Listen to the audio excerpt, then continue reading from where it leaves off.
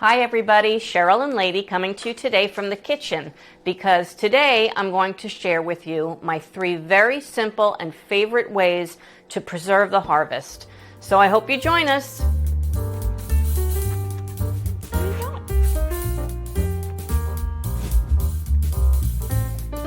So I've talked about this in a previous video where I never really got into canning, pressure canning or water bath canning, mainly because I don't usually have such a huge harvest of things to preserve all at once because my garden's not that big really.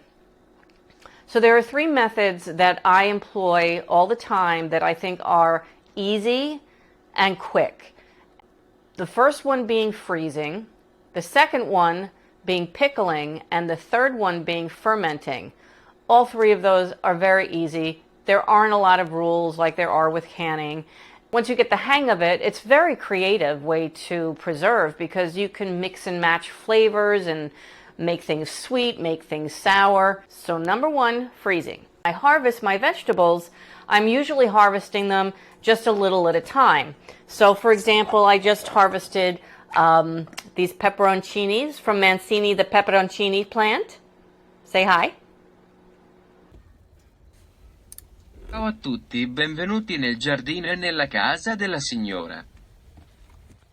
And these I harvested over the course of a couple of days, and I've just been keeping them in the refrigerator until I found time to do them. But one of the things that I like about these methods is because not only are they easy, they're very, very fast. So there's really no reason why at the end of the day when you come in with your, your basket of vegetables, you can't go right ahead and do some of this. So the first way I'm going to show you that I really like, and it's such a lazy way, that I really like to preserve my vegetables is simply by freezing them.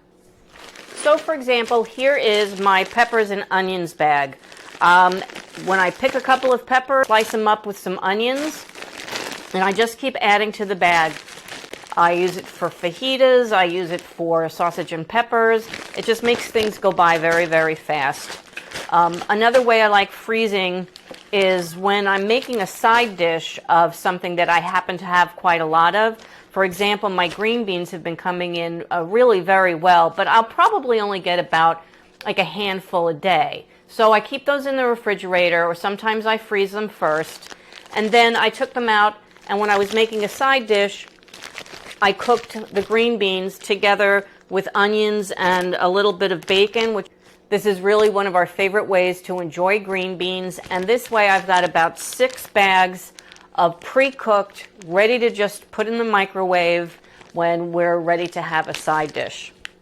By the way, this also works very well for saving some money at the grocery store. For example, a lot of times I used to buy a big bag of onions thinking, well, I was going to be saving some money by buying a little bulkier packaging, but then the onions would sprout and they would go bad before I had a chance to use them up. That's why after a week or 2, if I haven't gone through my onions, I either chop them up or slice them and put them in a bag, and then I don't have that problem of throwing away what could have been perfectly wonderful food.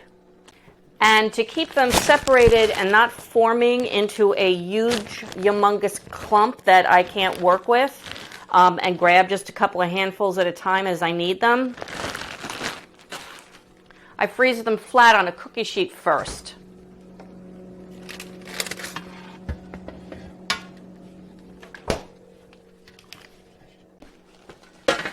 And then when it's time to add to the bag,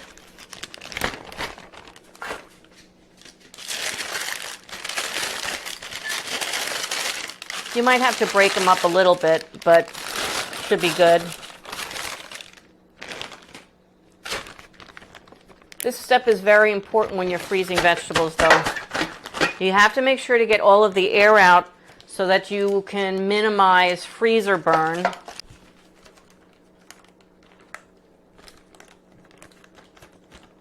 Close it up tight around the straw.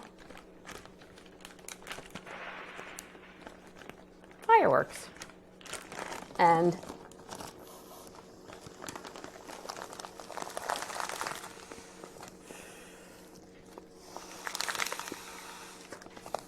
kind of like vacuum sealing it. I would also like to mention that before you freeze or preserve your vegetables in any way, it's always smart to wash them in some salted water. What I do to get the crispness up a little bit is I put a little ice in that water as well. Now, if they were in the ground like these beets, I'd also add a little bit of vinegar to the water. The vinegar is going to kill off any kind of bad bacteria, and the salt is going to kill any bugs. So that's the purpose of doing that, and just let it soak for about 15 minutes. So number 2, as I was talking about, is pickling. Now, for pickling, you can use any kind of jar, because what we're going to be doing is just keeping them cool in the refrigerator. So any kind of jar, if you don't have the money or you can't find the big, ball glass canning jars, which work perfectly fine, old tomato sauce, Grey Poupon. So you can use a very simple basic recipe for pickling. Literally a cup of vinegar, a cup of water, a tablespoon of salt, and if you want it sweet, say when I go to pickle the beets, I want a little sweetness in there, I put, that's to taste, maybe a half a tablespoon, maybe a full tablespoon if you want it really sweet, like I like really sweet relish. Same recipe, but what I'm going to do today is I'm going to utilize Mancini the pepperoncinis, and I'm going to be mixing up a little eggplant, some carrots in here, 1 jalapeno, a couple of green beans that I just picked, and I'm making what the Italians call giardiniera. I think that's how they say it. The fancy way of saying the vinegar peppers that come out on an antipasta plate.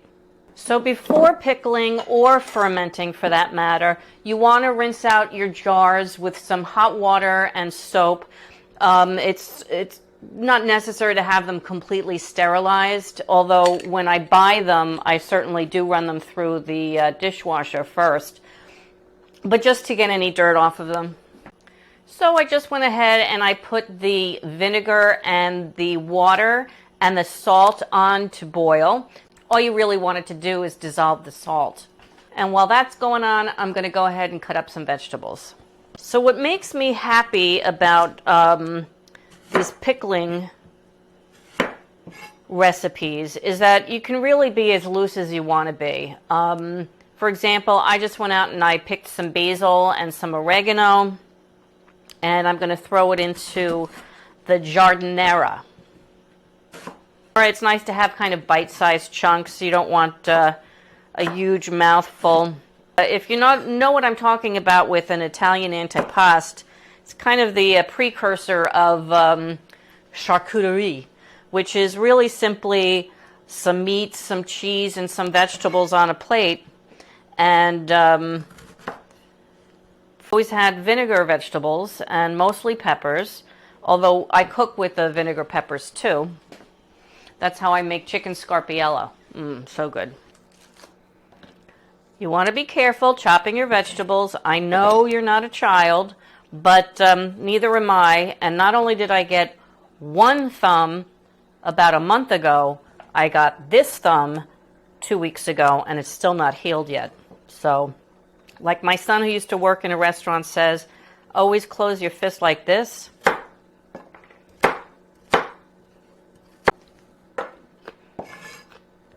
These were the Nance half-long carrots, and oh, they're so sweet. Alrighty, chopped up some garlic, kind of big chunks, like that. Is I'm going to layer this jar with our different vegetables, including the peppers, starting with the garlic. Now, the other thing that I like about pickling and fermenting, for that matter too, is it's so creative in the kinds of spices you could add. So I'm going to throw a bay leaf. I've got, what else do I have here? I have peppercorns, I have mustard seed, I have dill, I have celery seed, thyme, and I think though, I'm going to go with the oregano and fresh basil, but I'm going to throw in some bay leaf, mellow out the flavor a little bit, and just start packing it in. Now, you really want to pack it in tight. So I'm going to be cutting up probably some more stuff, but I wanted to show you when you put the pepperoncinis in, since we're going to be putting them in whole, you want to take a fork and make little holes in them so that the brine gets in there.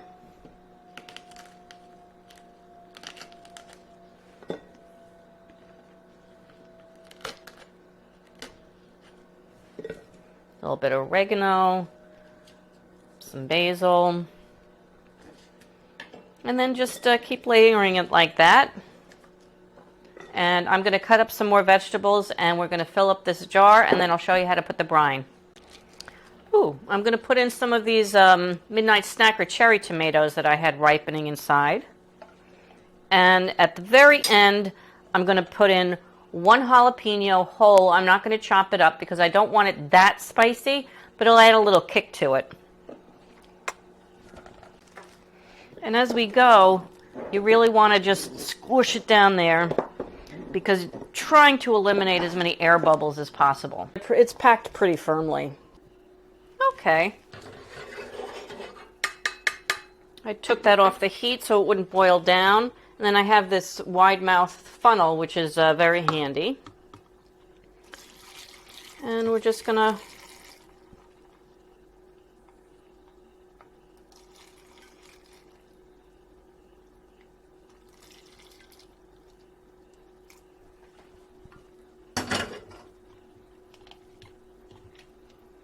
Now, one thing that I like to do, because I just happen to have them, which is not really necessary in pickling, but it is for fermenting, is I have these weights that you can drop into the jar. Careful, it's hot, as I say to myself. And what that does is it keeps the vegetables themselves in the brine and not in the airspace above the jar. So this can stay on the shelf in your refrigerator for a good couple of months, if not a year. So now we're going to get to my favorite preservation method number 3, which is fermenting. And actually, if you stick around towards the end of the video, I'm going to give you a bonus tip on another way of preserving certain peppers. There's a couple of things about fermenting that I really, really like. When the good bacteria is encouraged to thrive, which is very good for gut health, and the salt that we use in the fermentation kills off the bad bacteria. And what you have in a ferment is something that is actually alive. So it's very healthy for you. Word of warning though, just so you know, just use as side dishes or maybe on top of a sandwich or in some salads, because a couple of tablespoons, but you don't want to overdo it. It's kind of like if you eat too much sauerkraut, if you know what I mean. What I really love about fermenting is that there's such a wide variety of things that you can ferment. For example, here's some green beans, eggplant, here's some salsa, some garden salad. This is literally some leftover salad, not lettuce salad, but salad with cucumbers and tomatoes and peppers and onions that I just threw in the jar after dinner and poured some salt in. Bruschetta, similar to salsa, but with slightly different herbs. I made quite a spicy salsa, which my son likes, a couple of weeks ago, but today I want a more milder salsa for when I don't want that heat. So I've got some peppers here. These are regular green peppers, sweet peppers. I've got some tomatoes that have been ripening. They're not quite ripe, but they're close enough because it's going to have a tangy taste with the fermentation anyway. I've got some cilantro and parsley. I don't have a lot of cilantro because it's still quite young, but I have a couple of leaves here, and then I'm going to supplement with some parsley, some garlic, and I'm going to cut some onions. So the first thing I'm going to do, though, is I'm going to take the skins off my tomatoes and I'm going to parboil them for a few minutes, like 1 or 2 minutes, that's it, and then throw them in an ice bath. Before I throw the tomatoes in the pot, I'm going to cut the top of the stem off here. Be very careful, you know me and knives.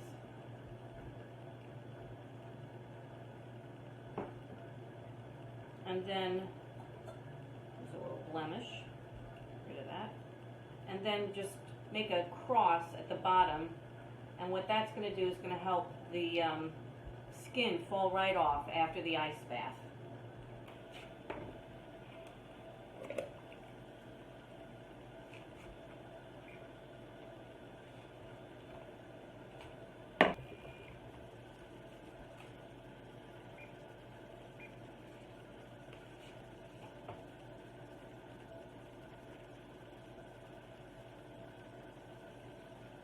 See how the skin just falls away? So it just makes peeling them that much easier. Now, you don't have to peel your tomatoes before you make things. I just don't like them floating around in my sauces and my food. So I just put that in some ice water, leave that there for a little while.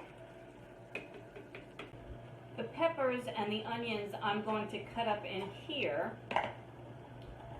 This is, well, I think it's quite clever. I got it as a gift. And basically, and this is how I cut peppers.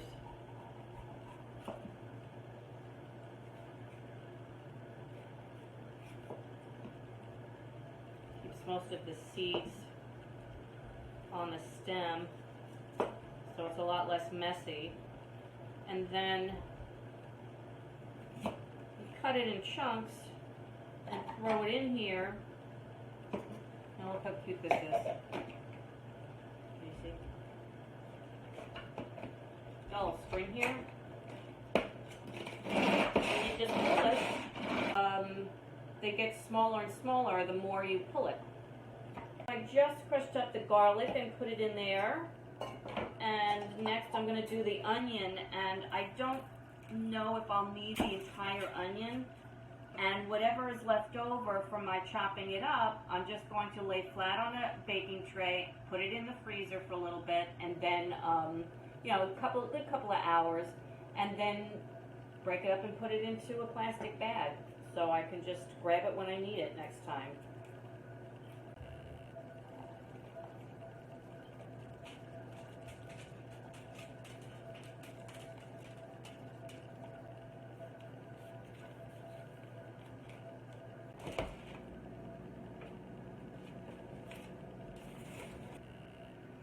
Now I'm adding the parsley and the cilantro leaves.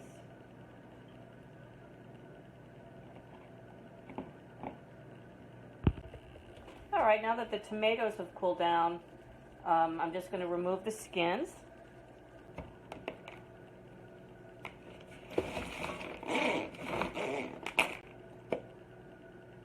Oh, that's nice and chunky. What do you think? So I don't have any lime, but I have some lime juice, so I'm gonna put in a tablespoon.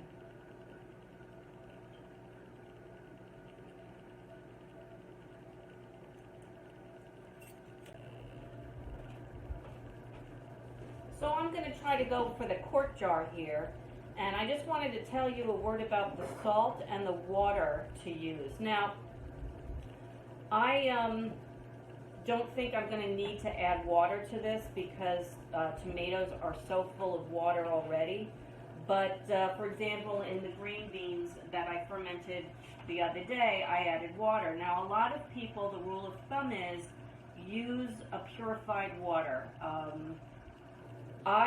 And the reason they say that is because the chlorine and some of the treatment chemicals that they put into regular tap water might interfere with the fermentation process and the bubbling up.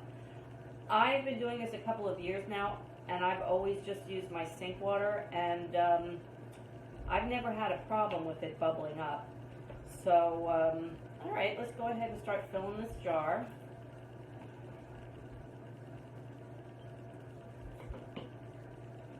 And also, a word about the salt. I use kosher salt. You're not supposed to use iodized table salt. You can use sea salt, you can use kosher salt, you could use Himalayan salt, you could use Redmond salt, but I have this kosher salt, and this is what I've been using. You're going to need 4 teaspoons of salt for a quart jar, and you're going to need 2 teaspoons of salt for a pint jar. So, I'm not going to put it in all at once. It'll be easier to mix it up that way.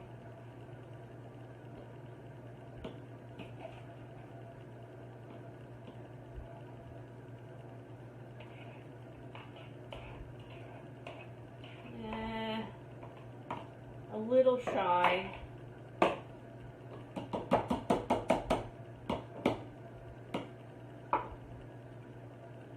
Not too bad. And let's see, 2 more.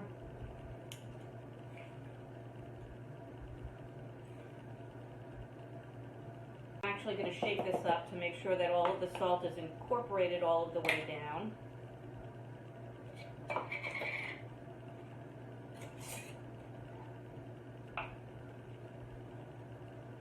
The salt is actually going to draw a lot of the water out of the tomatoes and the other vegetables in here. And as you can see, like this is one that I fermented last month, you can see that there's quite a separation of water from the tomatoes, and what happens is the weight begins to sink. So before I put this up, now that I've shaken it well, I'm going to put on a fermenting lid. These were just washed, so this is still sterile. Okay, there's going to be food particles here. It's a good idea to take those food particles out, because any food particles that are hitting air, which is the whole purpose of the weight, is that this will have bacteria on it if it's exposed to the air. When you taste it, it's going to taste salty.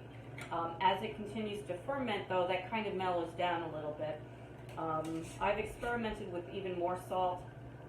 I found that the 4 teaspoons in the quart jar and 2 teaspoons in the pint jar are plenty for the fermentation process and to kill off the bad bacteria. So once the fermentation process begins, it starts creating gases in the water, which are going to bubble up, and if you don't burp it, which is what it's called when you open a jar of fermented food, let some air escape, and then you replace the cap, then you're going to have a mess on your hands. So what I do is I put them on these pie plates there, so in case I do have a bit of a spillage, because sometimes it does seep through, then I've got something to protect the countertop. The longer it stays on the shelf fermenting, the longer it tastes fermenty, the more fermenty it tastes. See how it's bubbling up at the top? Pretty cool. Now at this phase, by the 3rd day, if you want to give it a taste and see if it's to your taste, because you might want it more fermented. But it is fermented now because this is the 3rd day, and I could go ahead and put it in the refrigerator. But I'm going to let that ferment a little bit more. So we're going to try it again in a couple of days. When it gets to the point where I like it, you do this with sauerkraut too. When it gets to the point that you like that sourness, that taste, then you put it in the refrigerator and it stops the fermentation process. So I leave it right on the countertop so I don't forget. You could put it in a cabinet if you wanted, there are actually some cool looking ferment tops that have holes in them. They're like a silicone, and they have little holes at the top to let the air escape. And a lot of people use those. I don't have them, so I just burp. Burping it twice a day also gives you the ability to make sure there's nothing that's collecting at the top of the jar. Sometimes you'll see like a white film. That's okay. That white film is just yeast and you can just pull it off with a spoon. But if it's black or pink or green or an off color, then you've got mold. At that point, it's really gone bad. So, you know, it may not affect all the way down here, but you don't want to eat where you've seen that black mold. So I promised you another technique that I found that I like. It does take a long time, but there's very little effort involved. It's one of those set it and forget it type of things. So last year, before the frost came, I had a ton of jalapeno peppers that I already had some in the freezer. I had already I had already put some up in the refrigerator.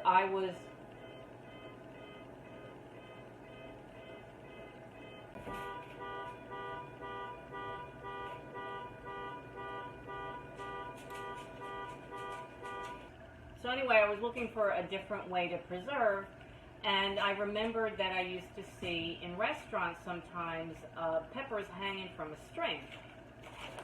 So what I did is I took all of my green jalapeno peppers and using, this is an embroidery needle or a yarn needle, I strung them up and I hung them in my closet to dry.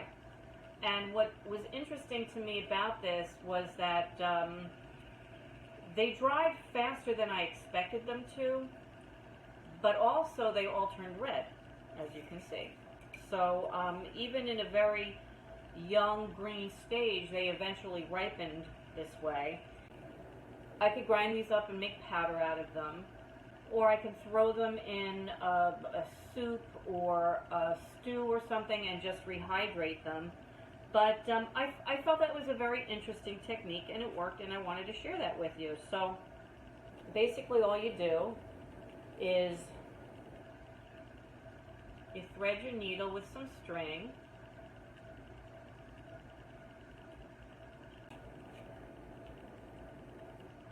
and then you pierce the pepper like that,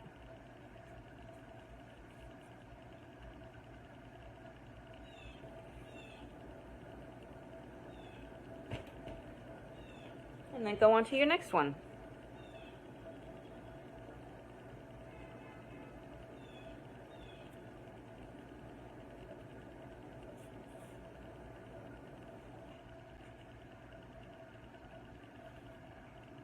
You can hang it in a long string, or what I did was a couple of bunches spread out. So this turned into that. Thank you for joining us today. I hope you enjoyed this video. If you did, please give it a like and make sure to subscribe. We have a very nice growing community here at the Ladies Garden and Home. And from Lady and I, enjoy your gardening journey. Bye! Lady, you want to go outside?